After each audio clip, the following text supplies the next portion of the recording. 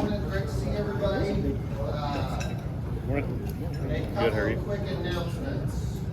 Mr. Juan sent out an announcement in the newsletter this week. Next Wednesday, 5/17, we're going to be cooking hot dogs up at the high school for the the fall sports kickoff. And as of now, I believe we have 2 people signed up to help. So if everybody can go back and reopen that newsletter and make sure we get enough people signed up so that Robert's not out there by himself cooking hot dogs. Let's see, Mr. Riney. I think he's going to come up and say something about Oktoberfest. T-minus 58 days until Oktoberfest, our club's largest fundraiser that allows us to do what we do for the community. 2 things I want y'all to focus on. Sponsors, please make every effort to at least attempt to secure a sponsor. Our sponsorship package can be found on the Oktoberfest website, lhofest.net, which you can also get to through the club's website. Please make every effort to secure at least 1 sponsor. Sponsorship dollars is what ensures that we at least break even. God forbid that there's that stuff that fell from the sky earlier this week that we weren't sure what it was. We have to at least have enough sponsor dollars to cover our expenses. So, at least try to make an effort to secure 1 sponsor. A lot of times, a lot of people we try to pitch don't want to sponsor at our lowest levels, but they might want to make a $500 donation. Great, we'll take it, because at the end of the day, that's what we want is money. Second thing, I hope everybody has October 1st marked on their calendars. We expect each and every one of you to work at least 1 shift out there, and we will be circulating the Sign Up Genius here soon. We can start signing up for those shifts, 1, 2, 3 shifts. For those newer members or for those that haven't found somewhere to kind of get involved, Oktoberfest is a great way to get involved with the club. And volunteering out there on the day of is where to start. So sponsors, volunteers, we'll be hammering that over the next 60 days. Thank you. Ken. All right, any guests this morning? Mr. President, we have Mr. Glenn Gatt joining us. Most of you know probably know Glenn. He lives off Canby, live in Mosely, and thanks for coming.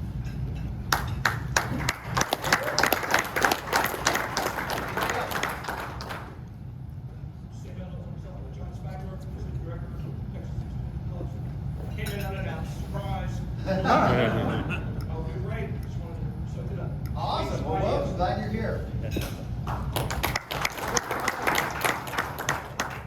Mr. President. Excuse me. Anyway, I'm sorry if I'm stepping on toes. Wanted to recognize a newest member that I actually served with for program 4. Basically, Gary was gaveled in this week, y'all, so please come around and say hello.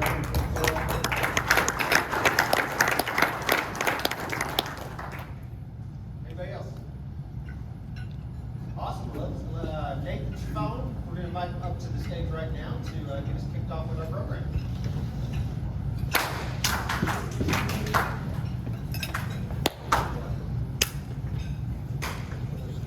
Good morning, Lake Highlands. Good morning. Good morning, Nathan. That always falls flat, but I always like to do it. It's August in Lake Highlands, which means 3 things are for certain. Robert will be cooking hot dogs at the red and white game.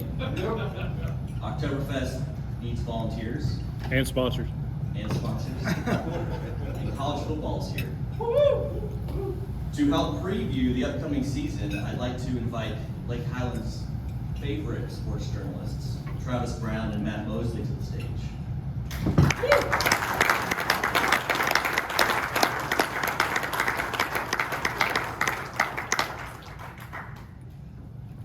While they're coming up, so Travis is currently a sports reporter for the Eagle in College Station, covering the Aggies.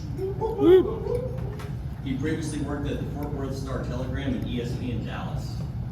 And Matt, as many of you know, is currently has a daily show on the Baylor flagship ESPN Central Texas, which can be heard in Waco and North Austin. Fun fact for you, he does that show out at his house. Most people don't know that. He also has the Doomsday podcast with longtime ESPN reporter Ed Werner.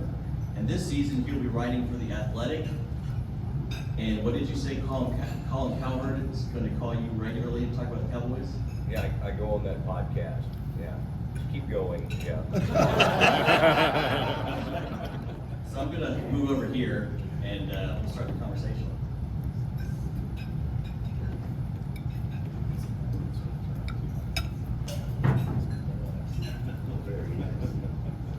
Hello, hello.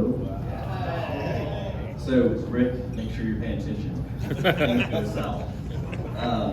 But we'll start with Matt. Matt, tell us about yourself and your connection to Lake Highlands. I have a daughter that goes to Lake. Are you filming this? Is that good? Get back to what I say.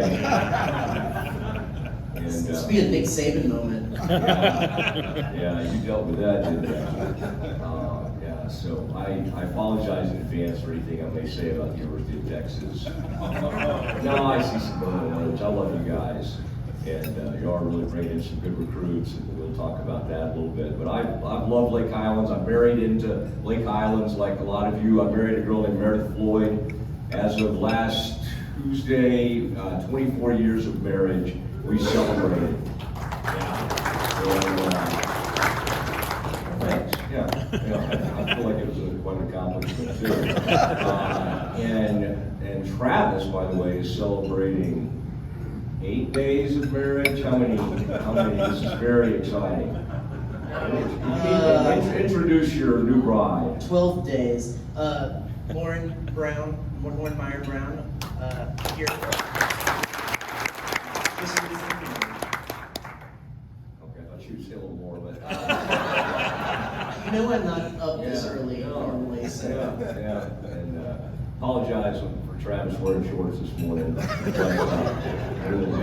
He's been on his honeymoon, you know, it's very understandable. All right, okay, so yeah, I've been at the Dallas Morning News, and I went to ESPN.com, and I've kind of bounced around, had a lot of different gigs.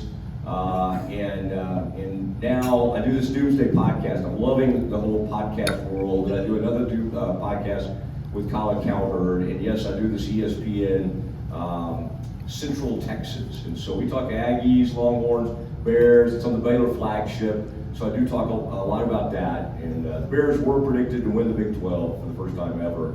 And they have won it, but it's the first time they've been predicted to win it, and so that's kind of exciting. And so, yeah, it's been a lot of fun, and I've been writing for FoxSports.com, and as Nathan mentioned, we'll be going over to The Athletic to write about college football. So if you got anything you want me to write about, just reach out to me. Follow me on Twitter @Matt Mosely. Glad to have you. Travis, same thing to you. Yeah. Tell us a little about yourself and your connection to Lake Highlands. I'll keep it shorter, or, you know. That's all the time we have today. Yeah, I'm Travis Brown. Grew up in Lake Highlands, went to First Baptist Academy for high school, Highlander for elementary school in this area. Went to TCU, worked for the ESPN Dallas. My crowning achievement in life is working alongside Matt at ESPN Dallas for 2 years, and then four-star Telegram for 4 years, and I've been down at the Bryan College Station Eagle for 6 years, covering the Aggies and all things Brazos Valley. So that's about it. And I was going to say recently married. So Yeah. there we go. Yeah, Travis was one of my favorite young sports writers. He was incredible, and he was at ESPN Dallas. He went over to the Star Telegram, and then what he's done at the Bryan Eagle is just incredible. And he's navigated, because they have this old legendary sage that's still on the job, who's like 85, and nothing wrong with that. I mean, I hope we're all still doing some Bible at that age, but he's kind of, you know, and Travis is just so great because he's moved in there and created this great relationship with the guy, and they do, and he's got him to do some online things and all that kind of stuff. And you cover all you go to Destin and all these places for SEC Media Days. So Travis was right in the middle of when A&M found out that Texas and Oklahoma were coming into the SEC. And I think folks might find that kind of interesting because you were kind of at ground zero for all of that. And in fact, it's one of your best friends who broke that story. But that was a monstrous story, and Travis, as only he could, was breaking the story while jumping on the radio with me to try to help me out. And so anyway, I really think you paid me back now, by the way. You have to, Yeah, that's fair. Yeah. That's fair. What's your connection to the club? My connection, my mom's been a member for like ever, so. There you go, Karen Brown. Yeah. Boy, and Karen will stay after you, by the way. I was at Cowboys camp, and I didn't quite get back to her immediately about this speaking engagement. And then I got about 3 or 4 text messages that day. I was like, I better.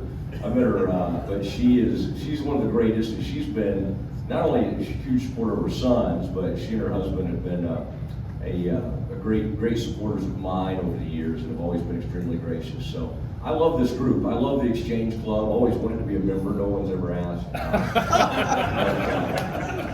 Meetings are a little early, but the evening things are kind of nice. I spoke at one of those a few years ago, and in fact, Roger Emmerich, that was his last ever public appearance, last speaking engagement. The voice of AT&T Stadium, the voice of the Cowboys, and George Reba was there too.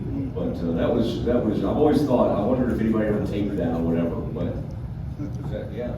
Okay. Rick, did we tape that? That was before Before the Yeah, Rick- pandemic. That was pre-COVID. Rick did not seem to think that was worthy. Yeah.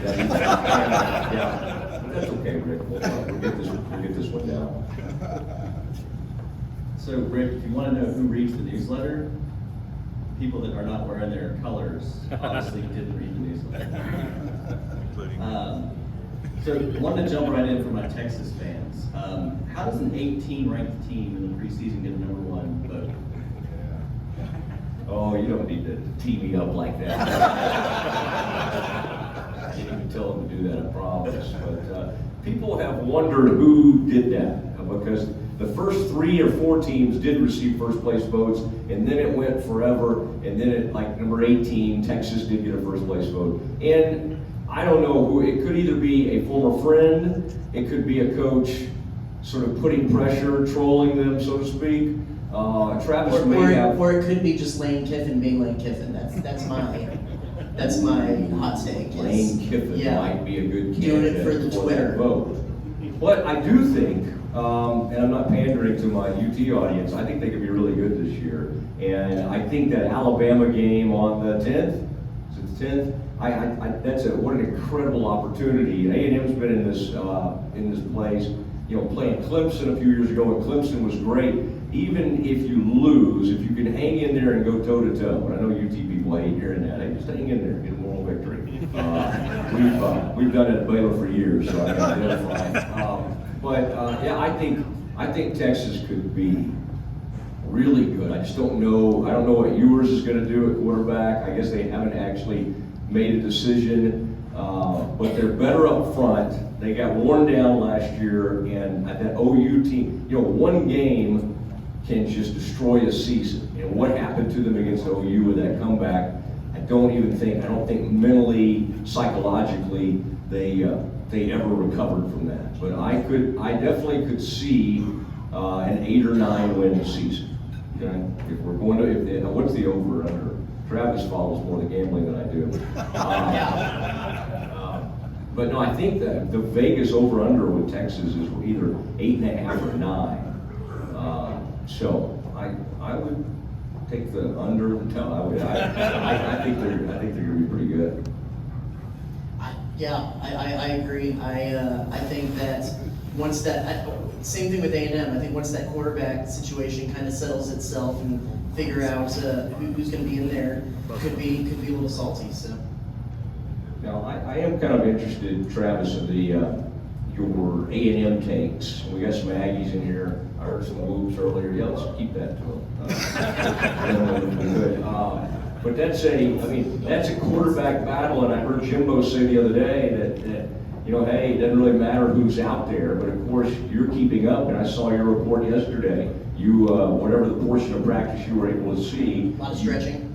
Well, but you saw who they put out there with the first team, and you reported that. And if I'm not mistaken, was it the kid that transferred in from LSU? Yeah, so I've been back. I will preface everything I say that I had to do a crash course in fall camp because I just got back from honeymoon about a week ago. But from the 2 practices that I've seen, one was Haynes King, the Longview Lobo, the guy who won the starting job last year, but then got hurt in the Colorado game. Max Johnson, the LSU transfer, was with the ones yesterday. I think there was some rumors, maybe Sliced Bread or whoever it was came out and said that Haynes King maybe had a little bit of the edge. Jimbo said it's still an open competition. Both guys are getting the same amount of reps with the first team. And it's a pretty interesting dilemma because you've got Haynes King, who's been in the system for 2.5 years, and then who everyone knows it took Kellen Mond 2 years to really get settled into this complicated NFL-style offense that Jimbo Fisher likes to run. And you get Haynes King, who's been in that a little bit, but then you get Max Johnson, big guy, he can throw the ball, he can run the ball from LSU, has SEC experience, but has only had a little bit of practice in learning the system. So you think that it would be logical that Haynes King has a little bit of the edge, but SEC in-game experience is worth its weight in gold too. So I think it's a 2-horse battle between those guys. There's the freshman Connor Wegman, who is getting included in a lot of this. If you go back and listen to what Jimbo has to say, he's always said both those guys, so I think it's a 2-horse race. Plus, you never see Wegman working with anybody other than the threes when we're in practice, so I think it's those 2 guys. And my money would be on Haynes King, but I think it's still up in the air. All right, and there have been allegations that A&M, they have the greatest recruiting class ever for 2022. Seem to be with a head start of 2023, and this leads to some NIL discussion, transfer portal and all of that. I'm wondering what you think about the back and forth between Jimbo and Nick Saban. Well, that gave you some good stuff this summer. You were trying to focus on a wedding and all those kind of plans, and then that erupted. But that is so unlike college football. Has some fun back and forth. Lane Kiffin snipping at everybody, but to have 2 old friends go at each other like that. And I talked to Travis the morning he was hastily racing up to the place because Jimbo called a last-second press conference to respond to his old mentor, Nick Saban's comments. And I find it interesting. Travis was right there in the belly of the beast. In fact, at Kyle Field, I think that was underneath where y'all all met. And I think you remember saying that it looked like Jimbo was in fairly good spirits, but as tends to happen when you start speaking and maybe you're angry about something, he got worked up as he started to speak. Yeah. I'm not saying that the fervor and the passion and the anger wasn't there, but when you go back and look at that instance, and then you go back before, when there was a lot of questions on would Jimbo maybe jump ship to LSU, follow Scott Woodward, the AD that brought him to A&M there. He entered the press conference pretty light, pretty jovial, and then once the cameras turned on, there were that fervor, that anger kind of popped into place. Kind of interesting little dynamic there, but yeah, it was an interesting day because I'm sitting at home at like midnight the night before, and all of a sudden this video starts circulating of Nick Saban saying that Jimbo Fisher bought his recruiting class and NIL and all this stuff, and you kind of go like, that's interesting. That might make for a decent little, online post the next day or something like that. And then next thing you know, you get a phone call from somebody at about 9:20 saying like, hey, you need to be up at the media center in 40 minutes. Get up here. So that'll wake you up better than any cup of coffee. And we drove over there, got there. He bucked in, seemed pretty normal, and then all of a sudden just started firing from the hip about Nick Saban needed to get slapped as a kid and calling him God and I mean, I don't think he's wrong there. So yeah, it was fascinating because I don't think I've ever seen an impromptu press conference call just to fire shots at another coach, especially another coach that was in that coach's coaching tree. I guess the only thing that was sad about it was that it wasn't just a little bit closer to SEC Media Day, so it could kind of spill over to there and break up the monotony of, whoever the Vanderbilt coach is going on a 25-minute diatribe about his depth chart. So. I'm there for that. I like a good Vandy depth chart. Yeah. What is that like, by the way, SEC Media Days? I know Big 12 Media Days is pretty like, hey, you see a few friends and everything. SEC Media Days, people actually show up in their RVs, and the fans don't actually have access to anything, right? Do they just kind of show up outside and mill around with each other or listen to Paul Feinbaum? Yeah, so it's pretty fascinating. This year was a little bit subdued. They had it in Atlanta at the College Football Hall of Fame. So that's a little bit of a drive. You have to put a little bit more gas into those RVs from Alabama. It's normally in Birmingham, so gas prices are high. I guess not a whole lot of. There's this one guy that always shows up, and sure enough, he was there on Alabama Day, who has crafted like a giant paper mache a bowl ring, championship ring hat, and he shows up every day wearing this hat, and it's fantastic. But other best part about actually the highlight of SEC Media Days is an Alabama fan showed up on Ole Miss Day and got Lane Kiffin to sign a mustard bottle. If you remember the golf ball mustard bottle incident of the fans throwing stuff on the field at Tennessee. Alabama fan that was a little bit of a mind bender, but that was one of the highlights. So it's nuts, it's crazy, it's definitely a big made-for-TV a show with shuffling the guys around the College Football Hall of Fame or the Winfrey Hotel in Hoover, Alabama. But every now and then you get some information if you're Brent Zorman. Todd, I apologize for any comments about Saban. Yeah. So Kiffin is one of the best trolls in college football. What do you think of his opinion recently where he said the NIL essentially legalized cheating? Well, I mean, he's not far off.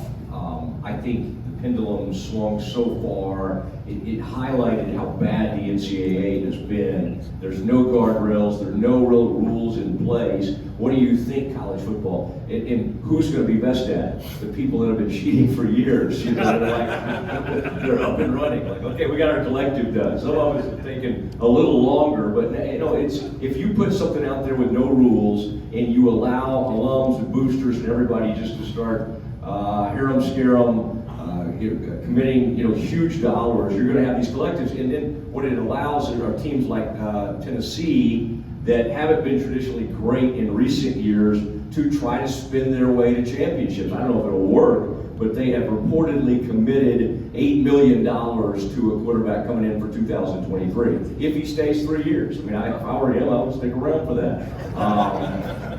So it's teams do it differently. USC did not want to do one, and they asked their boosters not to do one. The boosters got mad at that, and just the other day announced that they're forming their own, separate of what the university wants. The university can't control that money, that collective. They can put people in place and have meetings with them, and they're behind it, but they technically can't be running it from campus. So, Kiffin can make those statements, though, and I promise you, Kiffin's privately telling all the Ole Miss people, give us money. We, give money to the collective because he has to keep up. But it is Ole Miss with all the money and pomp and circumstance that they have, can't keep up with LSU, can't keep up with Alabama. There's just a different level of passion that comes in, and that's how these buyouts happen. Each year we say, well, they're not going to fire coaches. He's got like a $20 million buyout, and they don't care. They don't care. It doesn't matter if I saw you got your love story, you got your relationship. About to go down that road. Go ahead. Go. But I mean, it is, and they're firing coaches, as you saw with the coach that, 2 or 3 years ago, won a national championship earlier in the season to get a coach in place. You know, Baylor had an assistant coach, Joey McGuire, and we probably have some Red Raiders here, that ends up at Texas Tech, and he was already off the Baylor staff for the last probably 4 to 5 weeks of the season. Teams get earlier starts, and it's kind of sad for a guy like Matt Wells. I'm sure the Raiders don't feel they're like, well, we're ready to move on from him. But it's changed everything. I do think this year there'll only be like 13 to 14 coaching changes. Last year tied some sort of record, 30 D1 coaching changes. And at big places, Notre Dame going to LSU, Notre Dame having to hire a new coach, LSU making change, obviously. You had it at huge places. This year, if we're kind of talking hot seats, which people like talking about, Auburn starts the year with a coach on the hot seat. And like the hot up-and-coming coaches, one of them is at UTSA. I'm not sure if we have any road runners in here, but the coach there came from Gilmer, Texas, and won 3 state titles at Gilmer. And I had him on the show the other day, Jeff Traylor, 54 years old, and he took UTSA last year to 12 wins. They went 12-2 and were one of the best teams in the state. So it is kind of remarkable what you can do with the right staff. Baylor had some enormous scandal, you may have heard about it, and Matt Rule came in and cleaned things up, and even though he was always interviewing with NFL teams and trying to leave us, before he did, he turned the team around and took us to the Sugar Bowl. I would say Baylor this year, I don't know, they're favored to do really well. The schedule's tough. They got to go to Provo, to Austin, to Oklahoma.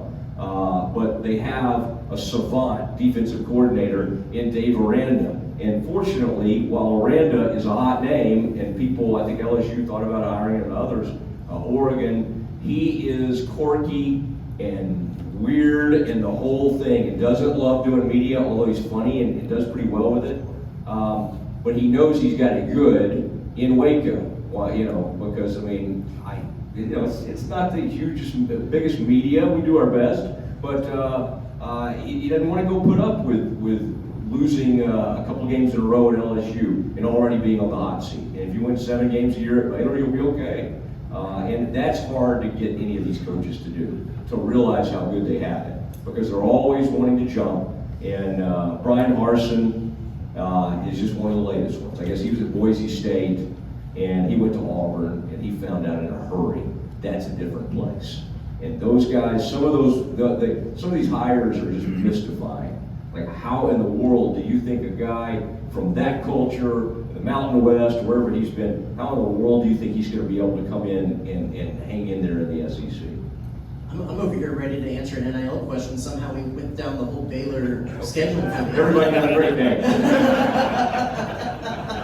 I don't know how we got from Lane Kiffin to Dave Aranda, but you know. That's my radio show. See, yeah, that's true. So, going back, I think that Lane Kiffin has some great points, and one of the biggest ones is the fact that you give these boosters the power to buy. Well, first off, we'll start with Nick Saban. He actually had a point, because you have the guy who is a big booster who says, I bought this kid for, you know, going back to the Tennessee thing, $8 million, whatever. If that kid comes on campus and he's a bust, that guy's not necessarily going to give the money again. He's not going to want to go in and brag to his buddies in the touchdown club or whatever, saying like, hey, I got that guy on campus. But then also, if you're these coaches who there's so many examples how much they crave control. I mean, one unnamed coach I've covered before moved the entirety of fall camp indoors because he thought drones were spying on fall camp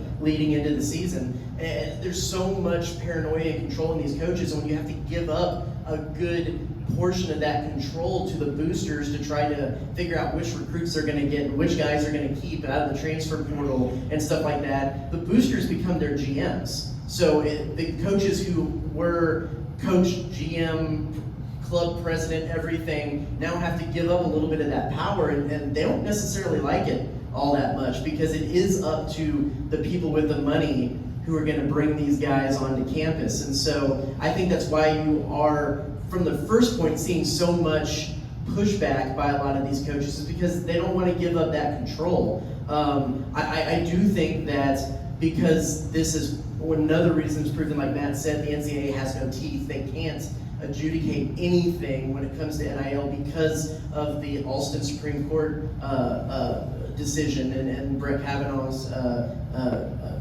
basically saying bring any kind of compensation thing to the Supreme Court and we'll turn it down. That it is turned to the really the only way that there's going to be guardrails is if the federal government moves to set up some kind of guardrails, whether it be to give them some kind of antitrust status like the professional leagues have, or set up a federal legislation that caps the certain amount, but even then you're going to start getting into it's a hairy situation because it's going to have to fall between what the federal government and the Supreme Court decide is the best for these student athletes, and I don't think that's going to be coming anytime soon. So we're probably going to live in this wild, wild west for a good while. I got one more question before I open it up because we are coming up towards the top of the hour. But in y'all's opinion, who do you think has the best chance to win national championship this year, and why is it LSU? The national championship of coaches dancing? Yeah, I think that's going to be fascinating to watch Brian Kelly there. LSU has the same problem it's had for many of the past decade or so, is that I don't know that they have a quarterback yet they love. Although if Nussmeier, who played around here, can get healthy, I think he's banged up right now, he might have a chance. I think some people like him. But you had what happened to a lot of us over the years. You had Joe Burrow show up, and when you suddenly get an amazing quarterback like that, it can change everything. It changes your entire fortune. And while your coach got fired only a couple of years later, that happens.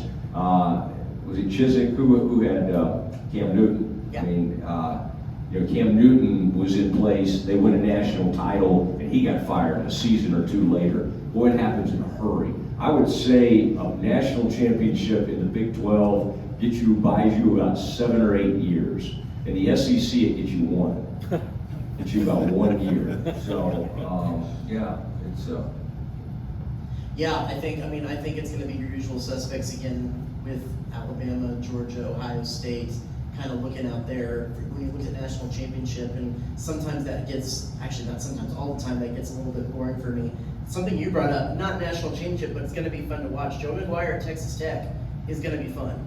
I think he has a lot of energy. I like his style of coaching, and he actually could get some guys out to go to Lubbock. I think that's going to be a fun program to watch this year.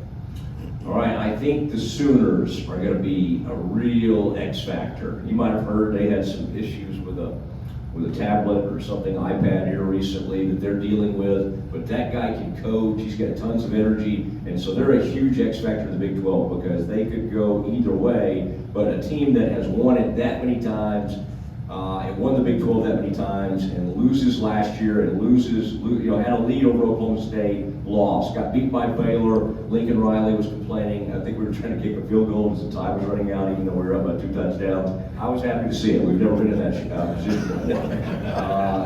I think there are some wild cards out there. One to watch is a Big 12 newcomer, and that is BYU, because you never know. We think of Notre Dame because they're an independent and they play a pretty interesting schedule, and because of who they are, they always have a chance at the playoff. But BYU, if you start looking at it, actually plays some really good Pac-12 teams.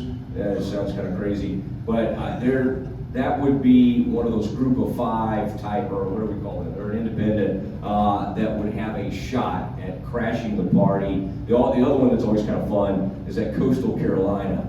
I don't know how they do it. I mean, surely they figured out NIL about 5 years before NIL. Really, SMU had this thing figured out 40 years ago. But it's going to be fast. I think Oklahoma State's going to be good too. So Big 12 has some good teams, and the X factor in the SEC, Georgia will be great. They're acting like, and Saban said the other day, that this last year was a rebuilding season for them, and they did play the national title game, I think. So it was quite a rebuilding year. But you have to, you have to pick them almost every year. The question will be if Dabo can get his thing going again. It's very strange for Clemson to fall off the map for a little bit. And he's got to get his quarterback right. But I would say this might be the year where Clemson jumps back in. And it helps Clemson because, quite honestly, it's not that they don't play a decent non-conference, but they have an easier conference record. Although last year in the ACC, Wake Forest was good, Pitt was good. I mean, you have seen some teams get better there. I've got more questions, but we've got 5 minutes left, so I'll open it up to the floor. Any questions from the audience? Is there any thoughts about having a college football czar? I know that's been tossed around, but having a czar that kind of oversees the regulation of the NIL. Isn't that Greg Sankey? Can you repeat the question, please? Aaron? Is there any thoughts about having a college football czar? I know there's been talk about implementing a czar that would oversee the NCAA or some kind of equivalent position. The problem with that is you'd have to get all of the conference commissioners to work together to agree to having someone take a little bit of their power. And as we've seen through going through a COVID season, as we've seen through realignment, as much as they would like to form alliances and things like that, they don't really want to work together. Everyone kind of has their best interests at heart. And when you look at these multi-million, and maybe in the case of the Big Ten, $1 billion TV deals that they're negotiating independently, I don't think anybody is going to actually vote to cede power to anybody that could tell them that they can do something that they don't want to do. Matt, what do you think? Yeah, I don't think it'll happen. I don't think it's... Can you repeat part of the question? Oh, it's just about the college football czar. Would there be a czar? Will that happen to have somebody actually in charge? The problem is the president of the NCAA is supposed to have a lot of power, and they've had a guy, Mark Emmert, who's just been horrific. He used to be president of LSU or something. But he's leaving, and they're going to find somebody new, and so maybe that will have some impact. But much like always, when stuff starts happening, like even in Major League Baseball, they go beg Congress to help them out. I mean, our federal government does not always seem like it's doing the greatest job ever. So it's funny that we constantly think, okay, that's what we need. And I mean, we got Tommy Tuberville, former Texas Tech coach, running, and you're like, oh, I'll come up with something. And I mean, my gosh, Tommy couldn't win 6 games in Lubbock. So I don't know if he's the guy to do it. They do need help, but it is kind of sad that the leadership is so weak that their only ploy or their only plan is to maybe Congress can do something. And quite honestly, Congress has a ton of other things on its plate other than this, and yet Congress will do it because college football is so huge and because their constituents are huge college football fans. They'll gather and do it. Will it help anything? I'm not sure. Who would be a good czar for college football? Somebody said the other day, Mac Brown. Although Mac got really mad when people started talking about his retirement recently. Mac's either 71 or 72. Coaches are staying with it longer. I'm sure he would be good. I mean, Mac's good at everything, but I just don't know if having like a so-called strongman or woman as the czar is really going to work. But there is a movement for it. Let's get Steve Spurrier in on that, just so we can hear some more of his quotes. I want to have him in front of the camera again. SMU, TCU, who do you have? This is a bear trap. No pun intended. For Dave Campbell's magazine, I actually picked SMU to win the American Athletic Conference. So, as a horned frog myself, and my mom, who is a Mustang, I'm probably going to have to go SMU this year. Your mom, one of the boosters in the early. Yeah. It was her gold Trans Am. How about reparations from NIL? Yeah. Oh, yeah. reimbursement. Reparations for SMU. Oh, yeah, that's a good point, And yeah. they fully embraced that whole Gold Trans Am thing, coming full circle back with NIL on Yeah. the social, on the tweet They bot. have embraced it, and SMU's up and coming team. They do have a new coach. That's weird. Dykes went over to TCU. I think TCU, I think he'll get it going. I think there's a lot of excitement over there. On the surface, you're like, yeah, you got to go take that Power 5 conference job. I don't know. I loved what Grant McCaslin did at North Texas. I think SMU wanted to hire him. I think Kansas State wanted to hire him. And for once, a coach, and he's a good friend of mine, so I'm biased. But I think they're paying him really well. He likes living in Denton. They're doing great. They went to the NCAA tournament a couple of years ago, and he's decided to stay there. And SMU went and hired a really good coach, coach basketball. TCU and SMU just did this thing the other day where they're going to pay every one of their basketball players and football players $35,000 apiece. And I think it's really smart because the message you're sending is all of you guys are worth something. Part of NIL, the problem is it's making everybody think, well, you got your $1 million quarterback and the O-line's getting not that much. And so there's a lot of inequality with that, and that's one of the reasons people have fought against it for years. And what Texas Tech and SMU have figured out is like, let's pay everyone something. And quite honestly, while maybe $35,000 a piece doesn't sound like that much, for a college kid and has his tuition and everything paid for, I think I'd be kind of excited about that. Yeah, it's going to be interesting too when you look at the NIL stuff. If any federal further state legislation comes in, how does Title IX affect that too? And getting some of the women's sports and the smaller sports in on this, because that's a question that no one's really answered on how, if you get some kind of state, federal, how Title IX and NIL mesh together. Conference realignment. Are we moving towards a 4-conference super thing that says forget the NCAA? What are we looking like in 10 years as far as big conferences getting bigger?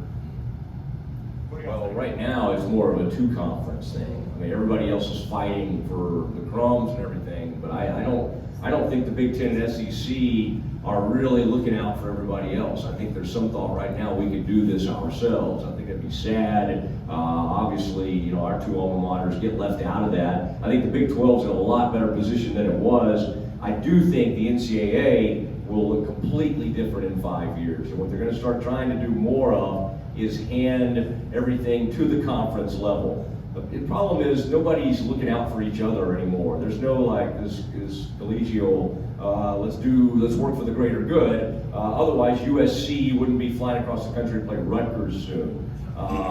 So I mean all that has changed, but realignment is, it's so destabilizing. And again, when you're the one being hunted like A&M was with the SEC or Texas, Oklahoma, it's kind of fun. I get it. A&M has done well in the SEC. They get more money. I think they like some of those trips better. I don't think there's a lot of Aggies who regret the move at all. I don't know if Texas and Oklahoma, that'll be interesting. I think Oklahoma, because they've been winning so much and good, will adjust pretty quickly. Texas has the money and the brand and everything to adjust fine. I think what Texas is counting on is it lifting them, not, basically being in that alliance and being with the SEC. But where realignment's going, right now, every conference is out for itself. And if anything were going to happen right now, it would be however many schools that be, 32 schools in those 2 conferences, because it's already in the past month become a Big 2. There's no Big 3, there's no Big 4. Nobody's talking about like 5 conferences, a Power 5. It's 2 conferences. So if you're in one of those conferences, maybe that's fun. But I think even people in those conferences would miss some of the other stuff and some of the other people and beating up on some of these other schools. The Big Ten is negotiating over $1 billion deal with maybe 3 to 4 media partners, not everyone but ESPN, because ESPN now has the full rights to SEC. And when you start looking at those numbers, college football it's not regional rah-rah, it's not student athlete assistance, it's big business. And as far as the numbers and the decimal points move further to the right and more zeros get added on, there's not going to be any stopping this thing when it comes to the Big Ten and the SEC. So basically, yeah, everything that you just said and then some. I don't see this stopping anytime soon. You even have Greg Sankey for a while there in trying to kind of strong arm his points to the college football playoff expansion, saying, well, you know, the SEC could just do a playoff and just kind of basically remove the SEC teams from the greater national picture and just say, you know, SEC teams are already 2 of the college football playoff spots anyway. SEC could just do a playoff. Now he kind of came back and said that was just one of the many ideas on the table, but the fact that that got out there is kind of another proof in the fact that no one really cares about what. The only thing that's really being cared about is the money that's going into each conference's pocket, each school's pocket. All right, I guess we're about out of time. I wanted to get your take on what happened at Mar-a-Lago with the. I plead the fifth. On that note, we will wrap. Matt, Travis, thank you so much for joining us. We have a small gift for both of you guys.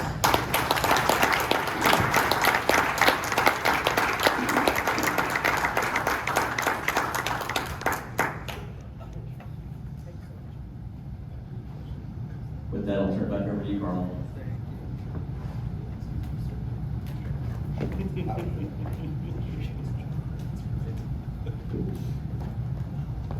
Thank you, Nathan. Thank you, Matt. Thank you, Travis, for being here this morning. That was a lot of fun.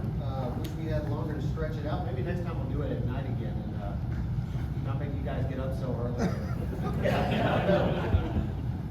Okay, please remember to go back and sign up for the hot dogs next week. We don't want Robert out there alone.